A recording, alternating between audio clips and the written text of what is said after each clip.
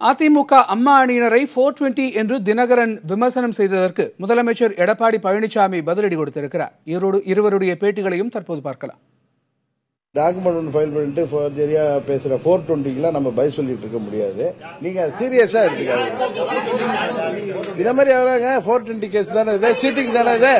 அதான் சார் இன்னைக்கு சார் நான் சொல்றது, இந்த கட்சியின் பெயரை பயன்படுத்தக்கூடாதுன்னு சொல்றாங்க.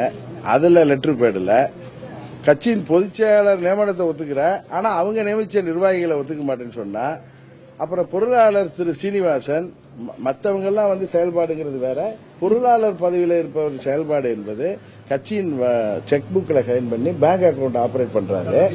பன்னீர்செல்வத்தை நீக்கிவிட்டு சீனிவாசனை பொதுச்செயலாளர் இருக்கும்போது அதை நீங்கள் ஏற்றுக்கொள்வீர்கள். ஆனால் பொதுச்செயலாளர் தினகரன் அவர்கள் செயல்படக்கூடாது என்பது சொல்வதும், அதுபோல தேர்தல் ஆணையத்திலே திரு தினகரன் அவர்கள் எங்களது துணை பொதுச்செயலாளர் என்று அபிடவிட் ஃபைல் செய்துவிட்டு, ஆனால் அவர் பதவி செல்லாது.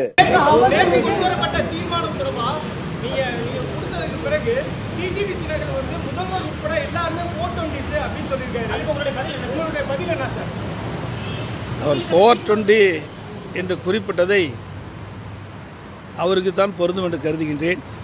என்னால் 3 மாத நிகழ்வுகளை நீங்கள் பார்த்திருப்பீர்கள். அதுக்கு யாருக்கு பொருத்தம் என்றால் அவர் தான் பொருத்தமாக இருப்பார் என்று நான் கருதுகிறேன்.